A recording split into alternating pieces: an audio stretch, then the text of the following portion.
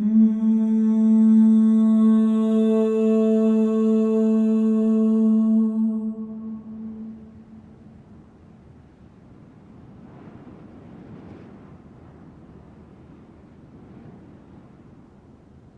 do you do? I try to help cities become more sustainable. That includes social, economic, and environmental sustainability, but it also includes the issues of governance and, more recently, technology. What drove you into this field? I've been working on housing and urban development for at least 35 years. I joined the United Nations 25, 30 years ago. And when the UN just formed a new agency to deal with housing and urban development, it was called UN Habitat. And I was very fortunate because working for the UN allowed me to do three things at the same time. One was to do some research to find the evidence for our policy recommendations. The second one was to provide policy recommendations. And the third one was to actually do demonstration projects. So I think I was very fortunate. I was able to do a bit of research, a bit of policy work, and also project work. What is your greatest source of energy? Discovering new ways of solving old problems. So I am very fortunate. I get to travel around the world in my job. And every time I come across a case of a city that has been able to solve a very old problem with a new approach, that gives me a lot of energy and a lot of inspiration. What was your most impressive childhood experience? My most impressive childhood experience is travel. I was one of those kids that I was practically traveling from the day I was born. And as far as back as I can remember, I was one of those children that just loved to travel. I changed schools many times and it never bothered me. I just loved it when my parents decided that, oh, we're going to move to another country and you'll be going to another school system. I thoroughly enjoyed it.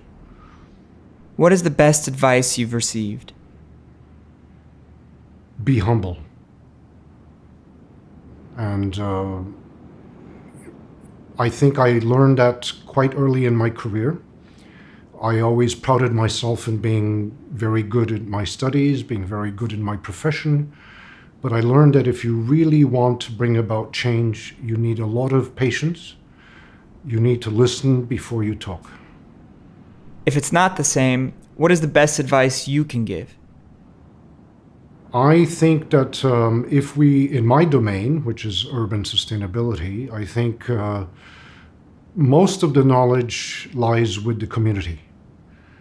They may not know exactly how to make the best use of that knowledge. So my recommendation is help that community bring out its own knowledge. Help the community exploit its knowledge. And wondrous things will happen. What brings us together? I think most of us are social animals. And we enjoy the interaction. We enjoy seeking different points of view. We enjoy eating different kinds of food. We enjoy drinking different kinds of beer. And I think that's what brings us together. We are social animals. What makes us human? We do. We make ourselves human. Some people choose not to be human, but I think we make ourselves human. What is the most courageous decision you've made? That's a complicated one.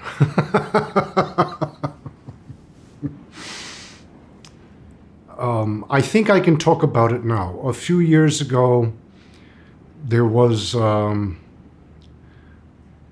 very unfortunate incident that happened in Zimbabwe.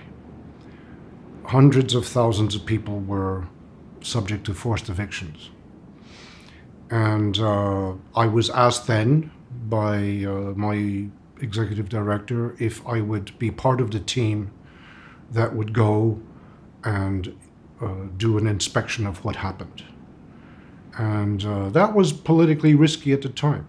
But I was very glad that my executive director gave me the chance to do it. I was part of the team that wrote the report. And that report, I think, was a milestone when it came to human rights in cities, the right to the city. And it certainly changed.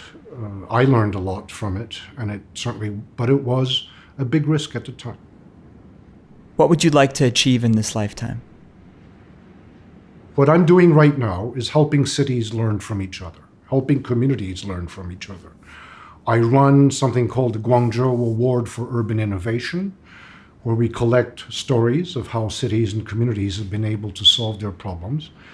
And what the system we've set up is one where cities and communities can learn from each other. I would still like to accelerate that process, almost into real time.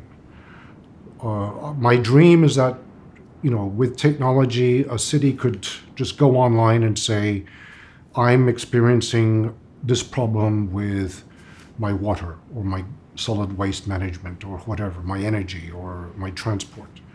Who out there has already had a similar kind of problem, and how can we exchange experiences? That I would still like to try to achieve. What is your strongest conviction? My strongest conviction is that reason will prevail, even though it doesn't look like it right now in the world today. My conviction is that reason will prevail. In the end, what matters is facts. What matters is evidence of what works.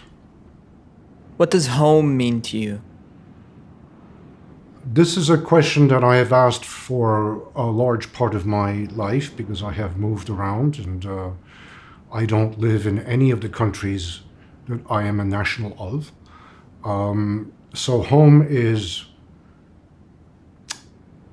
where the hearth is. The hearth is a word in English that means where you have the fire and where you cook. What role does spirituality play in your life? For me, spirituality is something that can almost influence you on a day-to-day basis. Should I be doing this or should I be doing that? My work is about helping other people. But how best to help them, I have to go back almost into my spiritual self to seek inspiration on the best way forward. And to get in touch with the other person or other community's spirituality. Otherwise, we're not going to be communicating at the same level. Who are you? I'm a person who enjoys life. I have gone through several phases of my life, but right now I'm in a very, very good space. I am an independent consultant and advisor to cities. I enjoy my work very much, but I also spend a lot of time at home. My favorite hobby is to cook. That's because one of my favorite things to do is to eat.